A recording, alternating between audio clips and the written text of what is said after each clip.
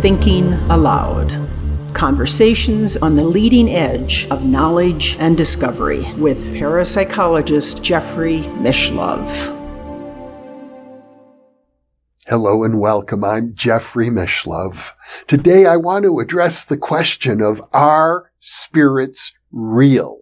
And I'm doing that knowing that the day prior to the release of this particular monologue, InPresence number 196, I will have already released the interview with paranthropologist Jack Hunter, looking at the ontological status of spiritual entities. In other words, asking the very same question, are spirits real? And he addresses it largely from the anthropological perspective, of course, with a background in parapsychology as well. But I thought I would chip in and put my 2 cents into this question. For those of you who have viewed one of my earlier InPresence monologues about my Uncle Harry, and I'm going to link to it right now in the upper right-hand corner. If you haven't, it's worth it. It's one of my favorite InPresence monologues. And in it, I describe a dream I had in which my Uncle Harry came to me, and it was so powerful. The dream was realer than this physical reality. It was so real that when I awoke from the dream, I was singing an old Jewish melody and crying at the same time. It affected me profoundly. And I have to say, probably a big part of my personality and character today is a result of that dream that occurred nearly 50 years ago. So, as I look back on that dream in which my Uncle Harry appeared to me, and I learned only later that he had just died, the dream gives me pause to say, yeah, are spirits real? I've always thought so because of that dream. But I suppose it might be fair to say that a spiritual realm is real. There is a realm in which things are more real. They seem more impactful, especially at the emotional level, than this physical reality. Now, it sort of begs the question of, are spirits actually real? Is my Uncle Harry real in the spirit world? That gets to be a much more complex question. And the reason I think of it as more complex, because in one sense, it's obvious when you have a dream of a deceased loved one, that person is, you could say they exist in a dream body, but they're the same person, the same spirit as when they were alive in a physical body. It sure seems that way. It does. And it's perfectly reasonable, I think, to assume that there's a reality behind that seeming appearance. On the other hand, there's a whole school of psychology that suggests that even the self is not real. And I've experienced that.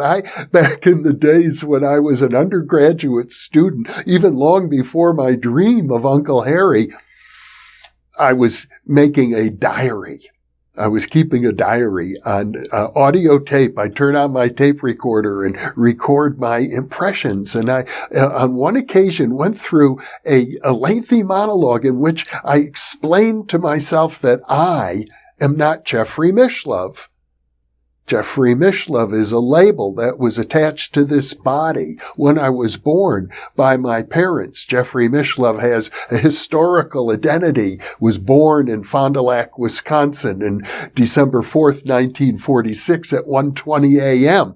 But that's not who I really am. I had a sense that my inner essence is completely different. And ironically, very ironically, that sense of identity is consistent with an article published, as I recall, in Science by the well-known skeptic of parapsychology, Dr. Susan Blackmore, who was also an out-of-body experiencer and a member of the parapsychological community, and then really became much more identified as a skeptic, although to my knowledge, Susan still maintains friendships with people in parapsychology, and someday she may be a very interesting person to see if we can bring her on this show as a guest. But she points out, and I think there's a large school of thought that is in agreement with her, that the self is a concept in the mind. It's not a thing. It's a concept. We all have a concept of ourselves and a concept of other people as selves. But, even the Buddhists go so far as to promulgate a very important doctrine they call anatta, meaning no self. No self. That the self is an illusion, a concept, or sometimes the way the Buddhists would put it, that it is selves, our sense of self, is something that is part of what they call codependent arising, our idea of ourself, which is powerful. I brought this up once with my friend Charlie Tart. I said, the Buddhists say we don't have a self. And his attitude was, well, I sure think I do. And I'm pretty sure most of our viewers would feel the same way. But to illustrate the point a little more subtly, a story is told of the Buddha who's giving a lecture and talking about his past lives. There's something called the Jataka Tales, in which the Buddha is describing his many past lives as animals, his past lives, I think even as a fish in one instance, as a deer, and as human past lives. And after he gave the talk, one of his disciples came up to him and said, "So, you believe in past lives?" The Buddha said, "No." And the man was puzzled, and he said, "So you don't believe in past lives?" And the Buddha said, "No." The man walked away, scratching his head. And later on, the Buddha's disciple, Ananda, a scribe, his cousin, came up to him and said, "Well, why did you say that you don't believe in past lives? You do believe in past lives?" He said, what was that all about?" And the Buddha explained to Ananda, it didn't matter whether I said I believe in past lives or I don't believe in past lives. Either way, he would have misunderstood me. So it has to do with ultimately, in Buddhist thought, and I'm very comfortable with Buddhist thought, that ultimate reality, the ground of being, is at a deep, deep level.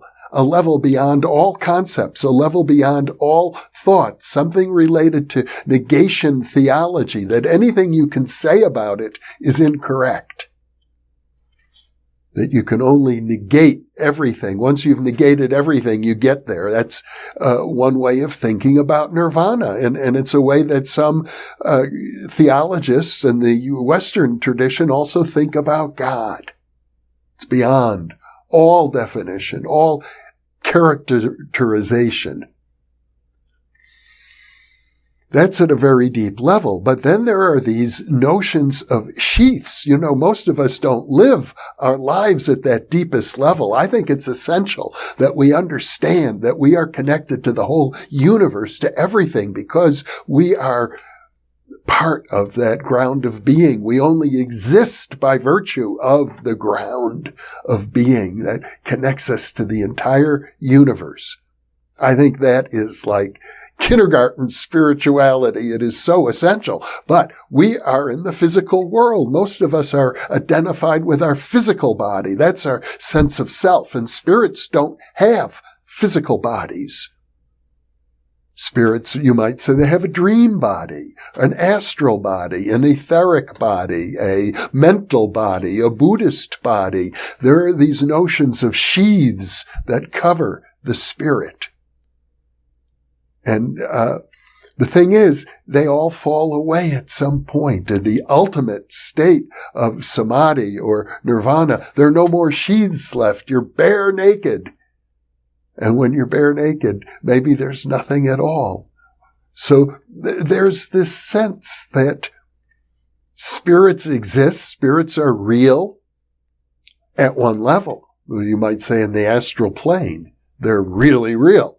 At other levels, they don't exist. Or you might put it this way, at other levels, you can't count spirits because all spirits are one spirit. Or another way to think of it, another level is every thought we have is a spiritual entity. That's what Rudolf Steiner said. So each and every thought is a spiritual entity. Maybe not a being with self-awareness. That's another question. And it would take much more than a short monologue to talk about the different levels of consciousness, especially as described in the theosophical literature, for example, the causal plane, the Buddhist plane, the mental plane, the emotional plane, the etheric plane, the astral plane, and what it means to have beingness at each of those levels. So, bottom line, what I'm saying is, yes, spirits exist at some level, and at other levels, the idea drops away entirely. There is no such thing as a self of any kind. There is only pure, spacious awareness. So I'll leave you with that, and I guess, as is my habit, I'll leave you with a question as well. Do you believe in spirits? Have you ever experienced a ghost, for example? Have you ever had contact with a deceased loved one? And how do you hold that in your mind? Do you hold that as a experience with an autonomous, self-conscious spiritual entity? Or do you hold it in some other way? Thank you for being with me.